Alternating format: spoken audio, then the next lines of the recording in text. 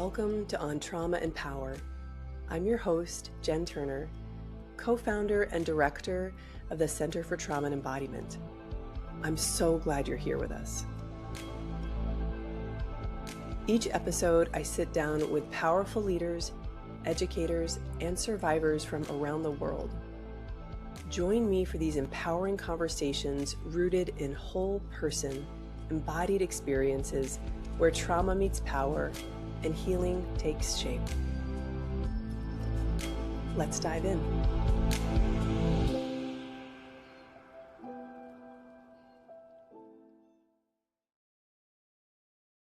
All right. Hey, Martin, welcome. Hey, Jen, how are you doing?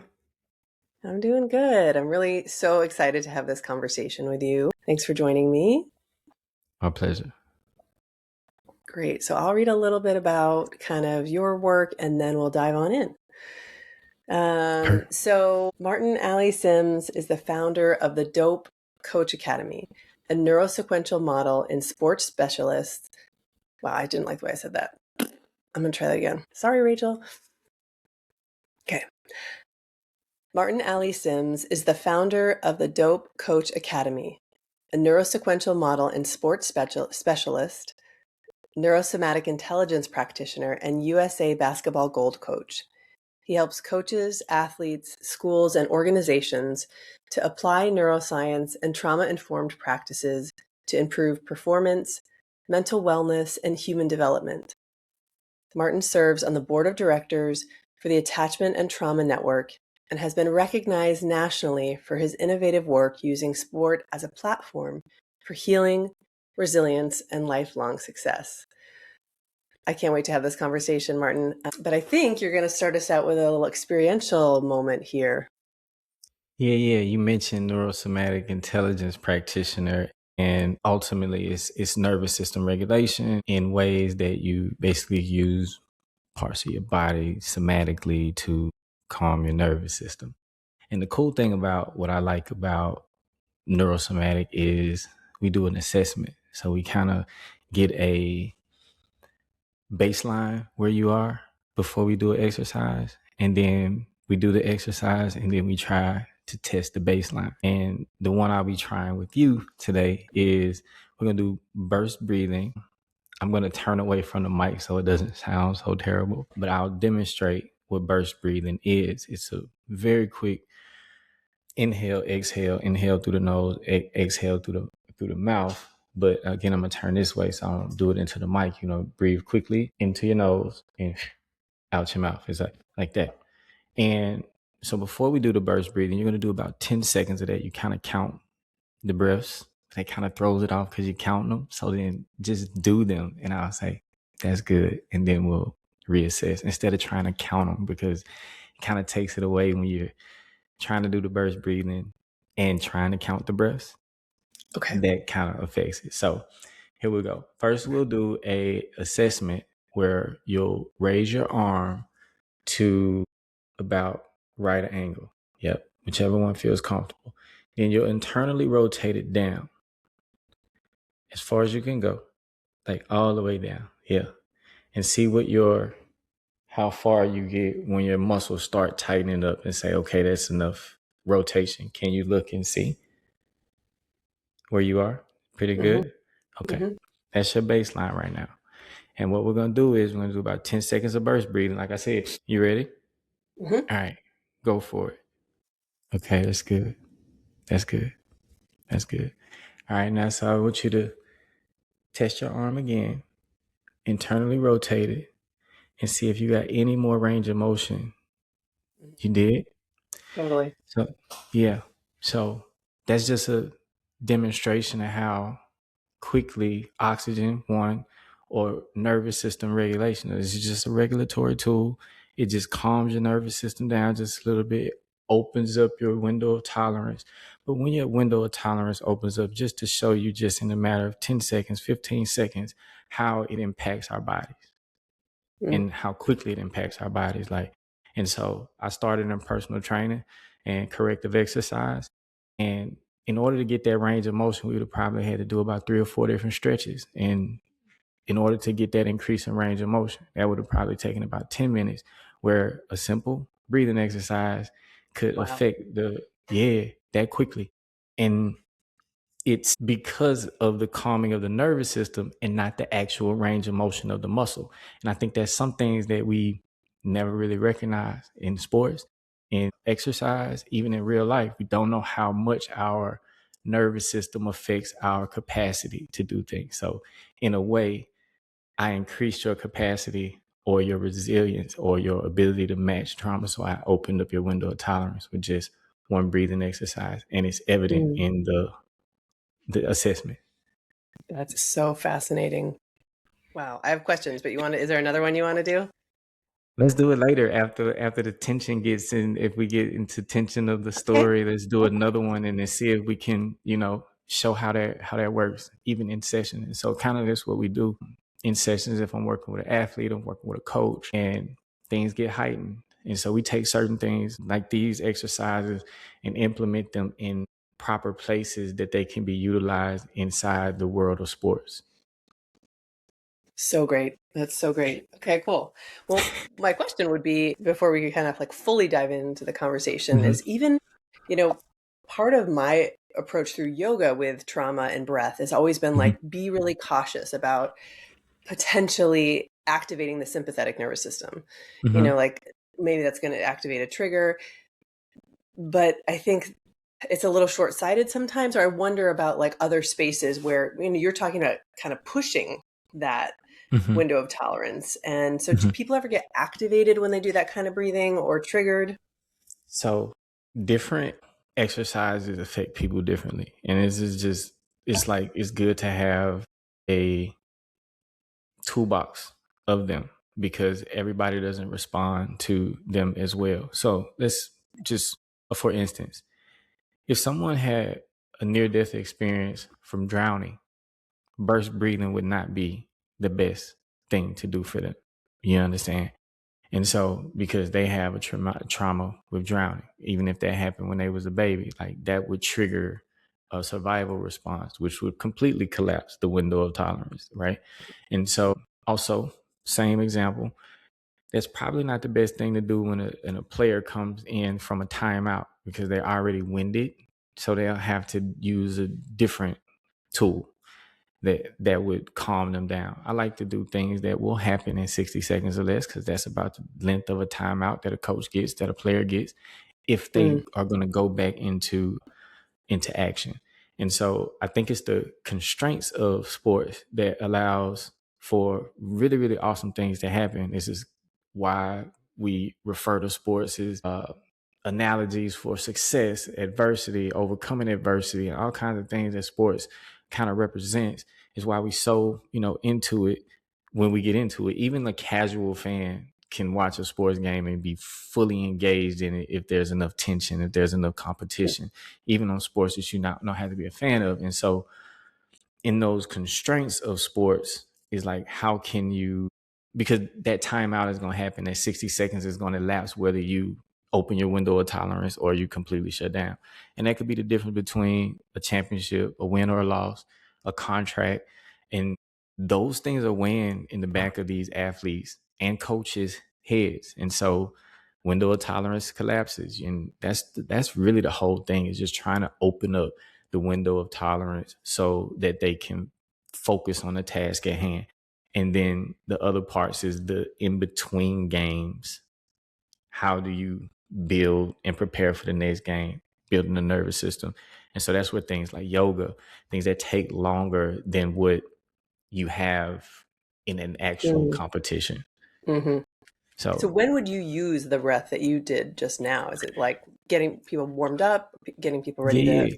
This is a really good one to get started in, just to kind of loosen the body. In ways, for me, it's like, if you're working out, if you do, let's say we're doing 3 sets of 10 push-ups, so to speak, in between sets is time.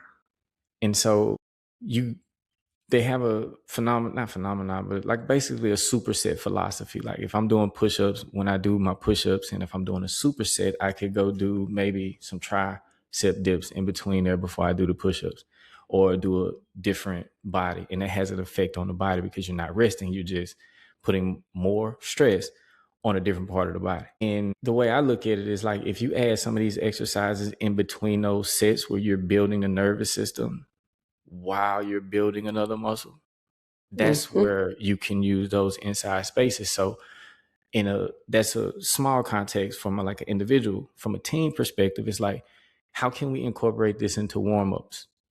Whether it's a breathing exercise or a somatic exercise or a visualization exercise, how can we incorporate that into something that we're already doing and you already have pretty much confined time to doing it? That's a good time to practice doing it in 60 seconds. So when you get to game time, you've tried it over practice. If you got 2 or 3 practices before the next game, then you've given yourself 30 reps of trying to do it in a 60-second time frame of rest in workouts or warm up or a rest break during a practice. What stands out about how you're talking about this is weaving it into the fabric of like the entire game or practice or workout. So rather than like, okay, I do this thing over here for my nervous system regulation, and then I do this thing over here for training my body. It's like, that probably is so powerful of a way to do the work. Yeah. And I think it's realistic to, you kind of got to meet athletes where they are. You know what I mean? Like my thing is like, help them out with the neuroscience and the nervous system regulation without them having to become neuroscientists or nervous system practitioners. It's like, how can they take the wisdom and the knowledge of what it is, apply it to what they are doing, and it helps them with what they're trying to do. None of the athletes are really trying to become in the moment that they're what I do. Now, I've had an athlete that I've coached and trained since she was like 14 years old. She went into psychology and she's in freshman in college right now. And her major is psychology because of, as I train her, I implement these things. And so I'm really focused on the brain. I really focus on the psychology.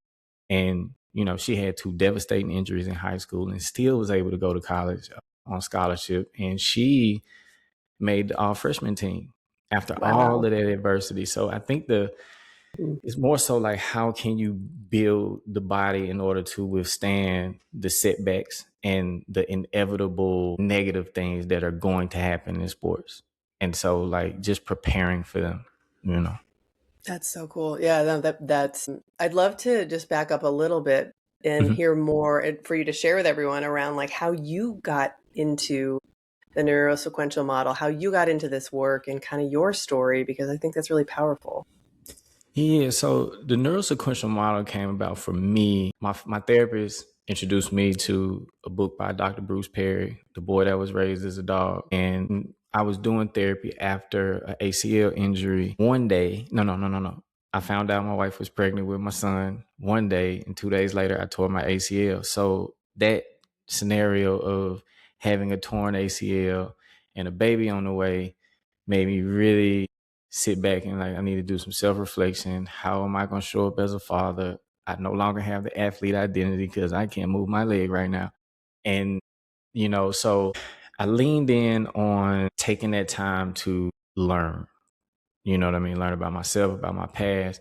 I was familiar with transgenerational trauma as a concept. And it's just like, okay, I don't want to pass things that unknowingly on to my son. So that's where I started. And the thing about the neurosequential model that caught me, that it just really, really caught it as soon as I got into it, was I already was working in corrective exercise, which was basically helping athletes return from injury or balance imbalances caused by injury through exercise. And that's through NASM, the National Academy of Sports Medicine. They have what's called an OPT model. And I forget what OPT means right now, but I haven't done personal training especially, but their model, they have a continuum for corrective things that when you're correcting injuries. And it's inhibit, lengthen, isolate, integrate. And that's their continuum for helping an athlete or anybody that has an injury balance it out. So an injury will cause an imbalance. I'm going to go through that. The injury is going to cause an imbalance. If you have every one of your movements or joint movements has a muscle that pulls and the opposite relaxes. So I'll use my arm as an example. So the tricep is pulling, the bicep is relaxing. When I do this, the bicep is pulling, the tricep is relaxing. If there's a certain type of injury, the range of motion will be affected on one side or the other. So if it makes my bicep become overactive, it will in turn make my tricep become underactive. The bicep will take over this movement, right? And so in order to balance that out, the overactive bicep needs to be relaxed. And because I'm doing this movement all the time and the bicep is taking it over, the tricep doesn't get any work. So this one hypertrophies, gets stronger. This one atrophies, gets weaker. And thus the imbalance. Okay, you need to correct that imbalance. You do it through inhibit. You calm this one down. You stop it from being so overactive. You lengthen it so it has a little bit more range of motion. Then you isolate the one on the back so this one doesn't take over the movement. And you strengthen that one through that. And then you integrate them both so you can get back to the movement that they're supposed to be because they're a symbiotic relationship. And so that's the goal of corrective exercise. Okay, I saw so many similarities in the neurosequential model and that particular OPT model. So when I saw it, I was like, wait a minute, you mean to tell me that you can use this continuum with traumas to the brain? Not like necessarily like TBI, like traumatic brain injury or physical injury, but we're talking about processing traumas, because what do traumas cause? They cause an overactive response in some kind of way. And then that overactive response never allows you to really hone in on another response because that becomes the default response to the stimulus. And then it's like, okay, now that I'm noticing that, once that's in my awareness, and how can I do something for this overactive response and strengthen another response? And then how can I do that practice without the trigger that's causing the response? So now I'm strengthening the part that doesn't really get practiced because this is the overactive response. Okay. Totally. Then you integrate it and you find ways to put it together to where like you don't have to eliminate something for something to be able to come forward. So you kind of like balance it out. And that's the intellectual concept that got me into the neurosequential model. And I have been on it ever since. And yeah.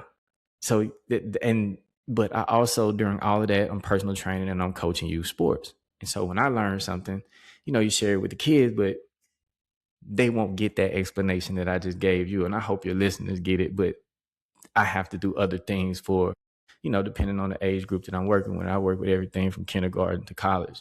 So the language has to change. The examples have to change. The, explanations have to change, but you still want to get the point across. And so I find really cool ways to do so. I can only imagine. Can you share some of those? Like if you were talking to, first grader, second grader, or elementary, like how would you frame it, and what do you feel like is important for them to know, and what actually is sort of irrelevant maybe for them? Yeah.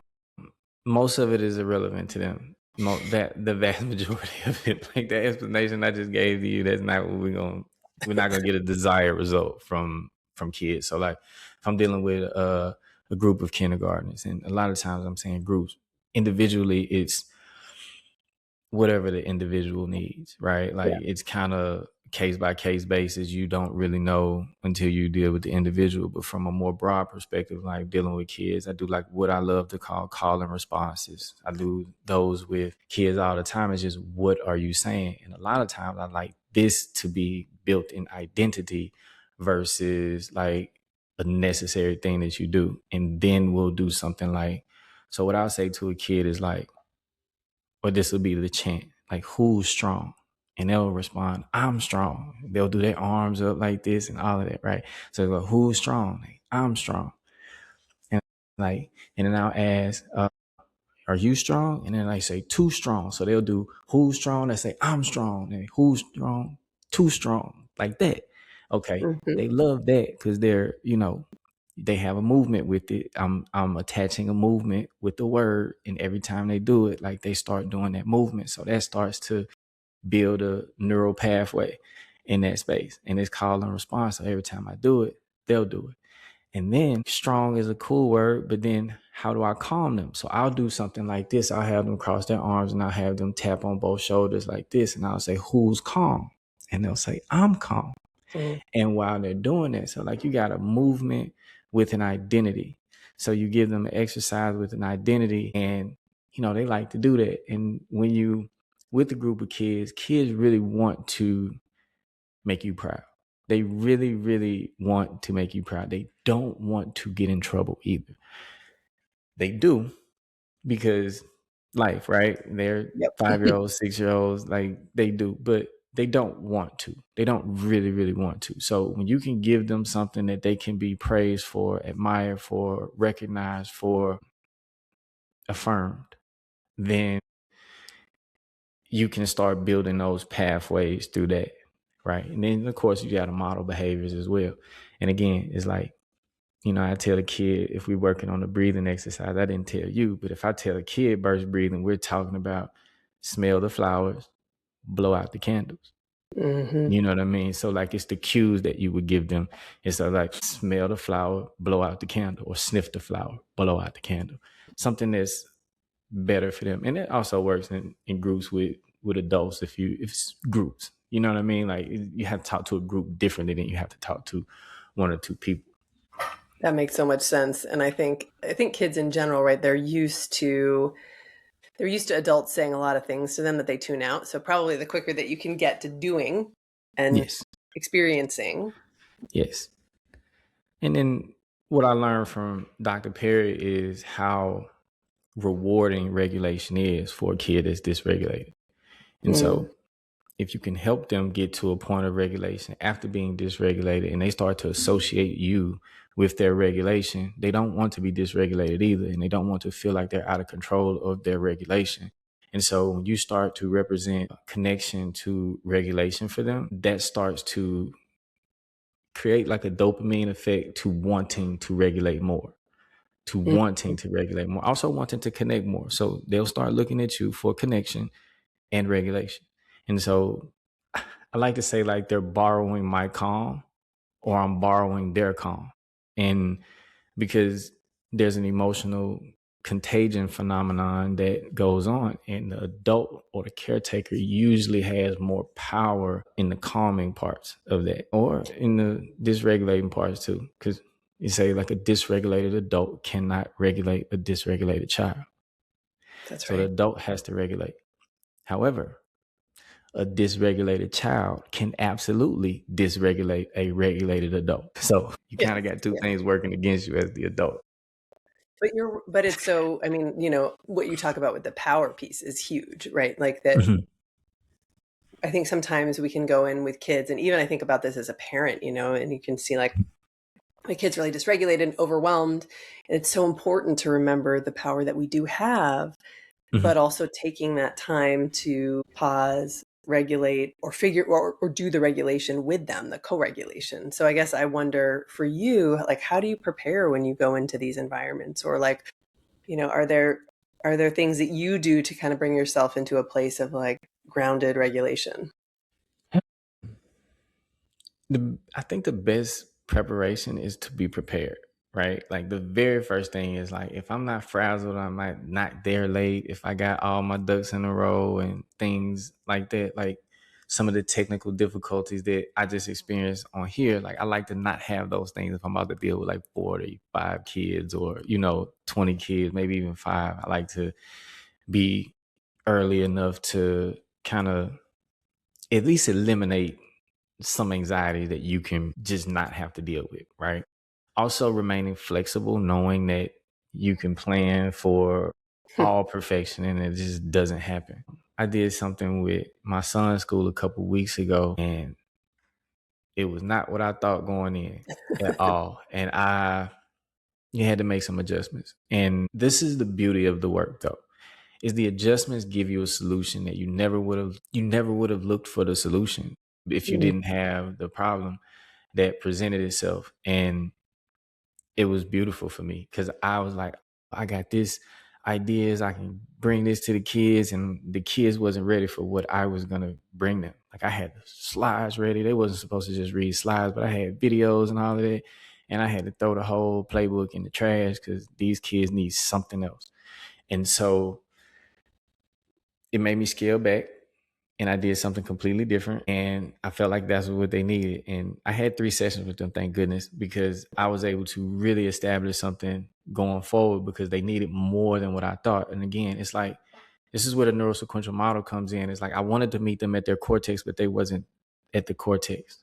So you had to regulate with them first. I had to, there was a familiarizing process with them before I can get to any of the things that are the cool things that the principal is like, oh, my kids would love that. And I'm like, I know, I think they would too. And I'm like, oh, they're not ready for it yet. We got to scale it back and do something more relatable and then introduce something that's new to them.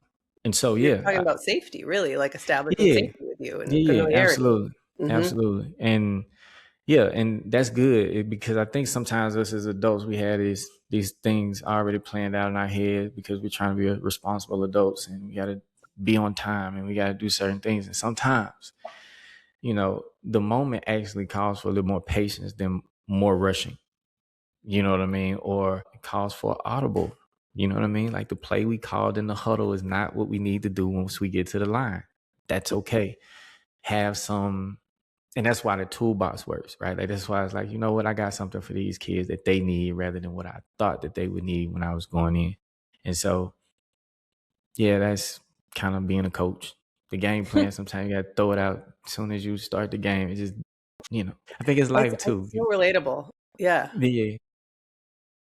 I think so much about how, like, as a therapist, a lot of times people come in and they're like, I want to work on this and I want to do this and I want to do this. And if we haven't spent time together, we haven't met one another, they maybe haven't even, if they haven't done a lot of work on themselves or in the way that I might invite that work, usually the thing we end up working is different than what they thought they wanted to work on. It's like usually we have to pivot and it takes time because I don't know them and they don't know me. And so we're going to co-create something together. But how do we do that if we don't know each other and we haven't like explored together?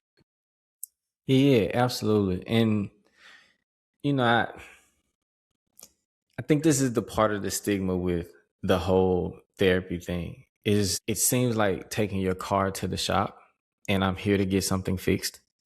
You know what I mean? And I don't know what that rumbling sound is, and I don't know what this is. So I'm going to the auto mechanic for them to tell me what that is that's rumbling or causing my car not to drive how I wanted it to drive. And that's the analogy for I think how people approach therapy, right? Like it's like, what am I here to fix? And so when you get there and there's a full diagnostic, it's like your car mechanic could be like, yo, I know you heard that, but these things over here are what's causing that sound, right? And that requires, again, like you said, I don't want to too much put us in a mechanical space, but everything that we think we are dealing with might not be exactly what it is. So when you walk to an expert, it just opens it up. Nothing that I thought I was going into therapy for. I had no idea I would end up with like Dr. Bruce Perry. Sometimes I tell a story about how bad it was that the introduction was even to Dr. Perry's work because it wasn't a favorable conversation for me. It was like I learned about disassociation very, very late in this whole scenario. I'm like, you know what disassociation is? They're like, you're disassociating. And I'm like, what? You know what I mean? And so like, okay, that's what disassociation is. And so, now I'm catching myself, okay, I'm disassociating. It's not like I'm always daydreaming, but there's so many ways to disassociate. And so now I'm starting to recognize them. And so when the book was introduced to me, it wasn't just like, hey, you should read this book. It was, I'm reading a book that reminds me of you. I'm like, oh, okay. Well, what's the name of the book? And it's The Boy That Was Raised as a Dog. Really? What are you trying to say about me? Like, you saying I was raised as a dog? You saying you know what I mean? Like the title of the book. It's a lot. Yeah. Like, wait a minute. And she's like, no, this doctor really, really knows about childhood trauma, how to process it, how to get through it. And I'm like, okay, well, what is his name? And I watched the YouTube video on Dr. Perry that day, and I've been a fan ever since. I understood what was going on. But the initial thing caused the shutdown, the safety that we're talking about, right? Like, it's like, I'm just now getting to know you. Like, what do you mean this book reminds me? You know what I mean? And so, like, those are those questions. And it was as crazy of a introduction as it was for me, it was absolutely, this is a direction you probably need to look at, and this is why this reminded her of me. However, the title didn't help. You know what I'm saying, The in tough terms one. of Yeah. what we're looking at, because I feel judged now. You know what I mean? I feel all of the things like, what are you saying? And I didn't make that big of a deal. The energy shifted. Everybody felt that energy shift, but at the same time, like, I went and did my homework, and we had something to talk about every single time we talk now. Because who would have thought like a therapy session would turn into, I work with Dr. Perry. I've done some cool things with Dr. Perry that you just don't think a therapy session will lead to a career change. I didn't think that would, happen. So that's cool. And I wouldn't even say career change. It changed me inside the things that I was doing. And Mm. so that kind of, and, it helped me. So I become this advocate for it, almost an evangelist for it, because like, I wish I had it when I was their age. So, Yeah. hey, look, you know what I'm saying? Like, this is what you can do now based on all the adversities that you're facing. And these are tools that you can use that, yeah, it could prevent a lot of the destructive things that we tend to do when we don't know healthier ways to cope with, traumas or, hardships, adversities, setbacks, things that cause us to grieve, whatever those things may be. Just having tools to get through it and understanding what's healthy for you, Mm. like relationship wise, knowing that like everybody's around is not necessarily the healthiest, the conversations that you have, and like it's so many different things that when you become aware, you just make different decisions and you practice different practices. Yeah. So powerful. I'm wondering too, I'm thinking like, for some of our listeners that may not be familiar with the neurosequential model, I know we've been talking about it or a little bit, dabbling in it, but could you give an overview of it for folks? Is that, I know it's, Yeah. Neurosequential model. I mean, all right, so it's a methodology of how the brain actually works. So I got a dope acronym for it. It's actually dope. That's what the Dope Coach Academy and all of it comes from. It's the brain essentially has it has way more than this, but we're gonna like simplify it. great. It develops, organizes, processes, and engages, Mm. or it should be engaged with in a sequential manner. So when you're born, your brain develops in sequence, and certain parts of the brain develops before other parts. So your brain stem, the fight, flight, freeze, the stress response system, that is the first thing that develops. It's also the first thing that perceives threat. It reads the room. It does all of those things. But that part of the brain is not the whole part of the brain. So after that, you got the midbrain or the diencephalon, and then you have the limbic system, which is the more emotional aspects of things. I would say the midbrain is like the functional things that make us alive, but not necessarily human, right? The limbic system, animals have that as well. But then we get into the most human part of the brain, which is the prefrontal cortex, where we process thoughts, plans, all kinds of things that we can compute, the math, all of the things, right? Then the limbic system is more the emotional, the attachment, the bonding, and all of that. So the sequence, neurosequential, is brain order in a sense. And Mm. so how we develop, how it organizes, those kind of go together, because organization is really important. Organization comes from essentially the root word is organ. All of your organs are in place. They are in place. They are in position. They have a position before they have a process. If your stomach was on your shoulder, you got a problem. Like they have a place that they should be. You know what I mean? So like that's why organization is so important, because if it doesn't organize properly, then you have issues down the line. Then the way it processes. So the organs have their place, the positions, and then they have their jobs, how they process things in the body or how they process things in the brain. And then how do we engage? That's the like social aspect of the development. And we're such social creatures immediately. Like, no, babies, humans are like the most dependent infants ever. Dogs even walking within a couple days, or sometimes immediately a horse will be born and they immediately walking, feeding themselves. Yeah, they'll nurse a little bit, but they'll eat some grass, right? Like elephants, they're walking. Giraffes, they wobbly, but they're walking. Humans are inherently dependent on other people for survival. Mm-hmm. Mm-hmm. And so that engagement piece or the attachment piece is really, really important, especially in the developmental stages of the brain. Like so many things are developing, especially from utero to infancy. Like it's like really, really, really, really deeply in the first 60 days. And then it's not as much after the first 60 days, but still significantly more than it will be for the rest of the life from 60 days to 3 years. So that development is a huge piece because the element of development is time.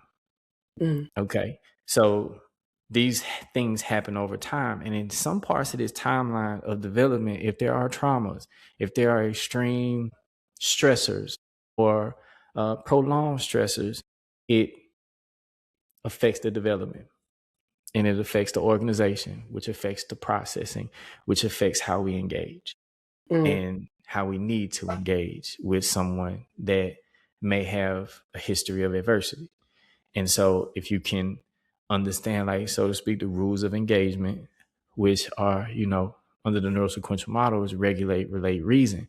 You want to get people out of their brainstem up into at least their limbic system and their cortex Mm. to be able to process. And that's also that window of tolerance that I'm looking at, because the brainstem, it don't have no tolerance. It is reacting and it's trying to survive, even if it doesn't process what's going on completely. It doesn't need all the answers. It don't even ask the prefrontal cortex to process it. It reacts before you think.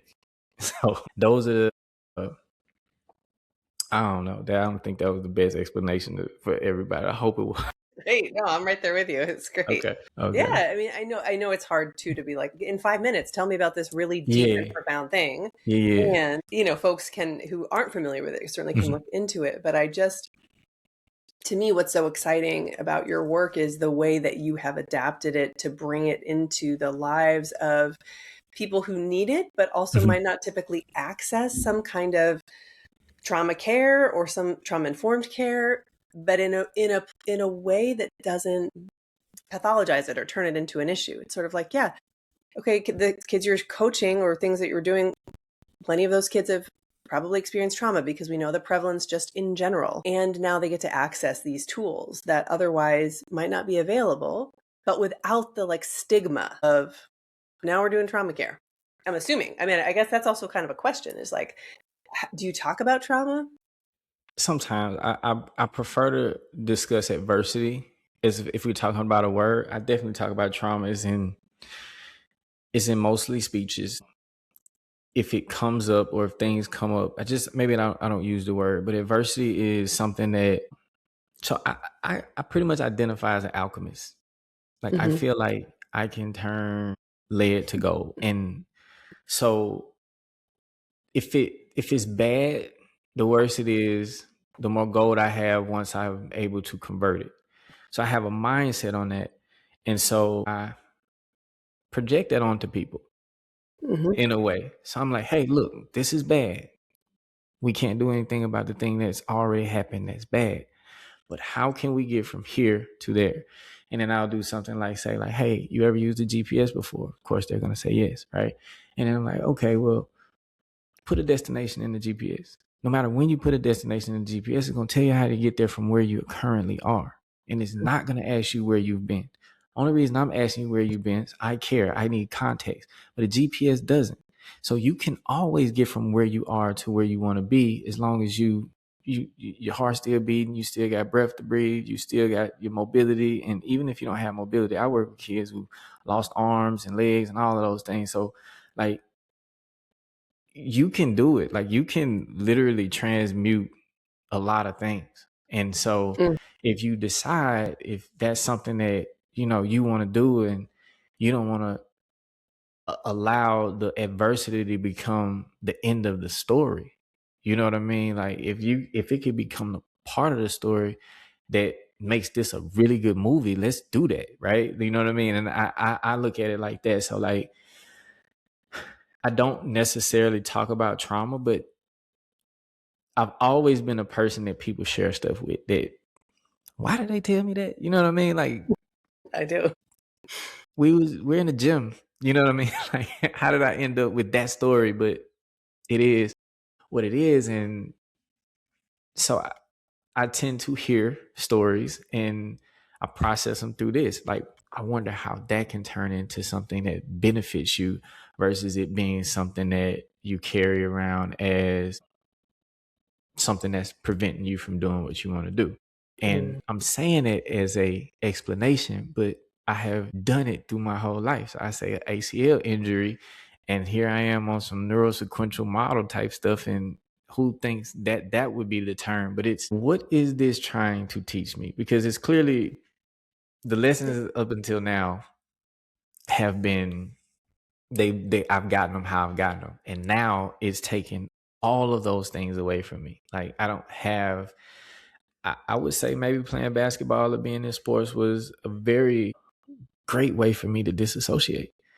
Because if I could go play basketball, I can go do certain things. I could get away from it for a few hours. And it's like this extreme dopamine effect. You got the exercise, you got the camaraderie of the people that you're playing with, you got the pattern repetitive rhythmic movement. Oh, don't let me win a bunch of games or really be doing good. You got all the praise and accolades of all the things that can happen, and this could just be a pickup game. So if that's what I could always default to, there were, let's say that was the overactive part. And so when that was eliminated, once that was inhibited, then I got a chance to develop some of these other things. And so I never thought about it quite like that, but that is kind of how I was able to balance it out in a way. And I get to talk about it. So I do it, I live it, and then I talk about it, and I try to demonstrate it. I really, really want to embody it more so than, just speak about it, because I also got my qualms with people that know how to turn this terminology into attention, and Yes. it doesn't necessarily go beyond it. And, so I'm one of those type of people that I rather promote what I love than bash what I hate. I don't give it a lot of airtime.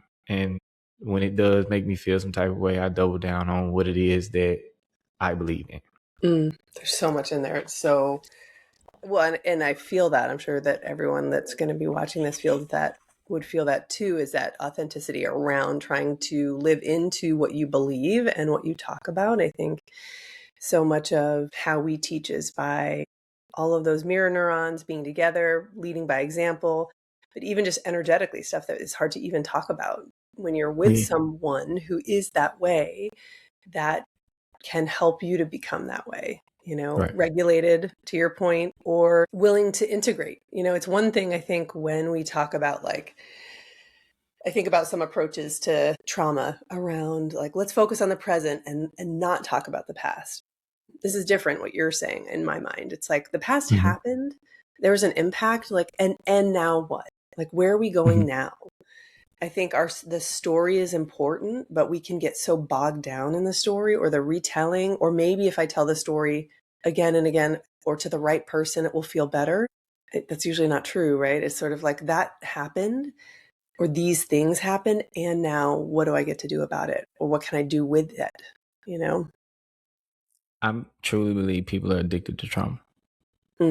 Like, I feel like it's a part of, I think it uses a mechanism that addictions use in terms of, like, the story. Yes. So, because it creates those chemical reactions in the body when you get to tell that story.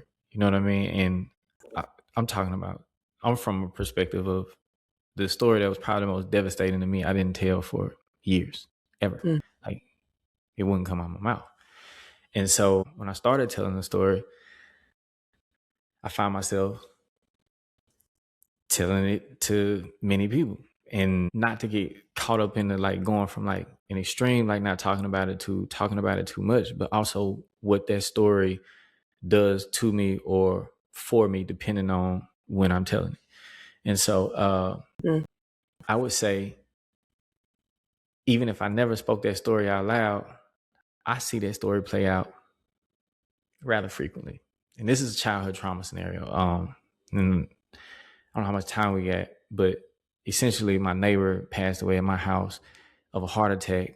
He was 33 years old. I was 14. I saw the whole thing.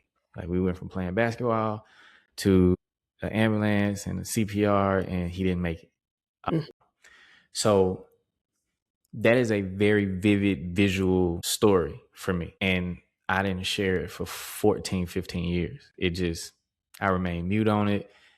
People I grew up with had never understood that happened.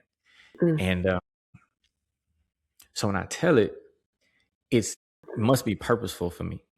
And when I started telling it, this was when I first started working in the gym.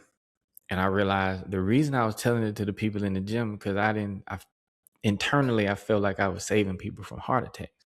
So I would keep them trying to come to the gym. I was really good at getting people to join the gym, because in my 14-year-old mind, I attributed his death to being out of shape. Right. You know what I mean? We was playing basketball. He wasn't really a basketball player. He came out and played, and he wasn't in shape to do it, and his overload. That's, in my mind, that's what happened. So that story, even if it wasn't completely accurate, that was in my brain, and I never shared it. I talked to his brother the last year on the 25th anniversary of it, and there's certain parts of the story that I had completely right. Like, my memory was absolutely on, and there was other parts that I didn't know, because I didn't know him. I met him the day literally he came to my house. That was my first time meeting him, and he passed. So there's some type of tie there to where I wasn't able to really process it. And, nobody thinks about that when you're 14 years old. Like, that wasn't a thought. So why I'm into trauma-informed attachment theory, why I focus on and working with schools, is because I don't think there was any adults that had any information on what I possibly could have gone through. And so I basically internalized it and dealt with it all myself. And I didn't do a very good job at it as far as being a student or being like all the things that I was supposed to be, because I didn't have any support in that regard. My parents was there, like everything was there, but there was never thought about therapy. I never thought about trauma. I never thought about PTSD. I never thought about any of those things till I was an adult, and I retroactively went back and I'm like, oh, that's what I was dealing with. You know what I mean? And we talking 20 years later, or maybe 15, before I even could even recognize that story that I wasn't telling was quietly directing or dictating certain behaviors or certain things in my life that I didn't know about. And that's what I mean. Like, that, what is that sound? You know what I mean? Like, I'm going to find out like what it is that's causing this vehicle not to perform in the way it is designed to perform, not to, it's not doing what I thought it would do. And I felt that way about myself. I felt that way about, like, words that weren't a part of my vocabulary. Like, what is self-sabotage? What is, all of these things where, I dealt with a lot of different things in that context of all the things that happened, but I only processed them myself. So as now, like, I'm an advocate for therapy. I'm an advocate for child therapy. I'm an advocate for, parents having support so they aren't so overwhelmed with the kids. I'm an advocate for, all the things, because if I'd had those things, I felt like I would have at least fared better. However, I love the entire story, because when I came back to it, I built very resilient mechanisms. Some of them were destructive, but other ones were not. You know what I mean? Like, I developed that Alchemist Mindset was before I met Dr. Perry. Like, I have another book out there by Malcolm Gladwell called David and Goliath. And this was before I learned the neuroscience. You know what I'm saying? And it's just, how can you turn an adversity into something that works for you? And so, like, the mindset preceded the neuroscience.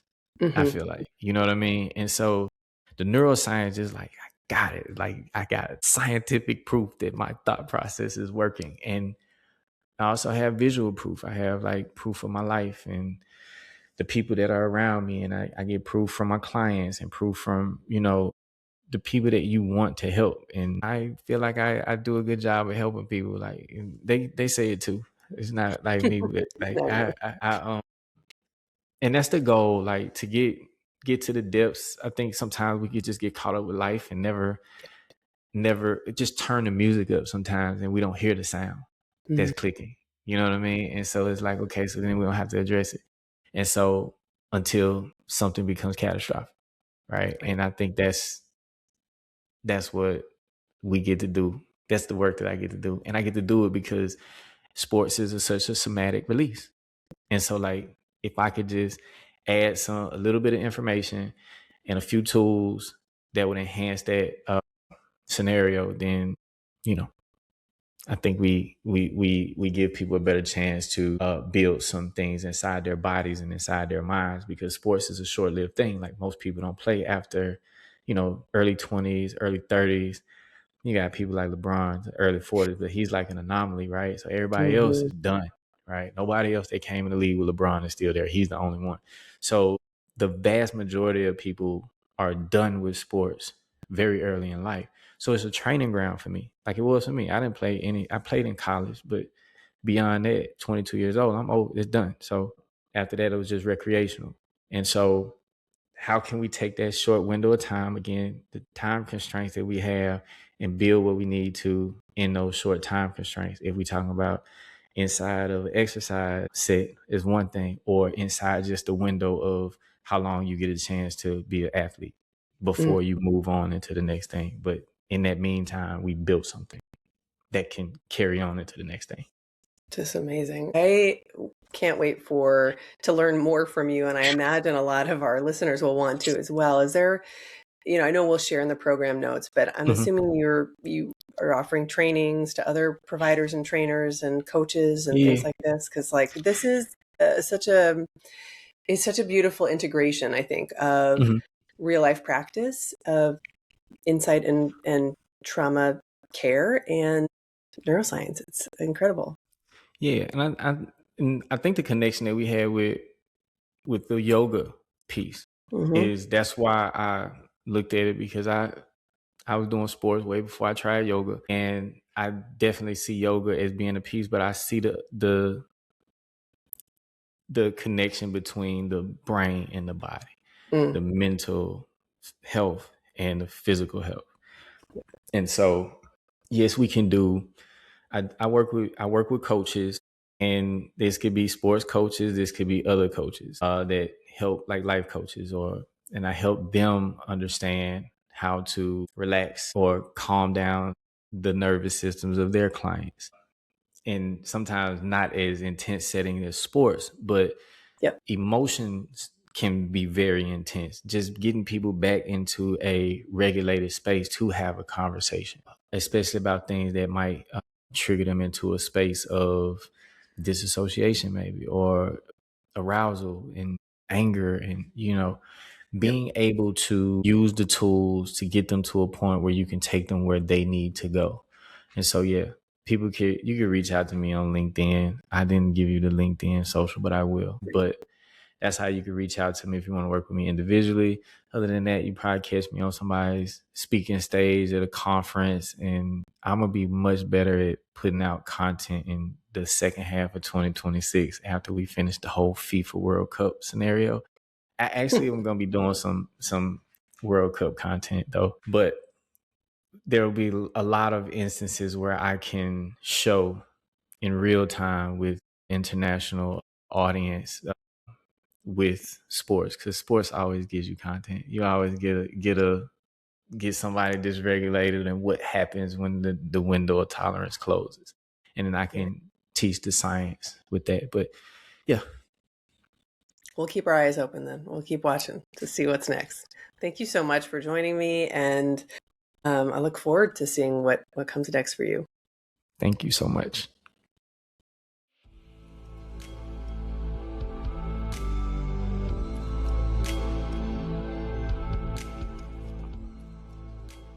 Thank you for joining us for this week's episode of On Trauma and Power. If this conversation resonated with you, or you want to hear more, We'd love for you to subscribe, share, or leave a review. Your support helps these stories reach more people. For more information about today's guest, visit healwithcfte.org/podcast. Follow us on Instagram @ontraumaandpower to stay connected and continue the conversation. To learn more about all that we have to offer here at the Center for Trauma and Embodiment, including training and education for mental health, movement practitioners, and community leaders interested in innovative body-based interventions, head to healwithcfte.org.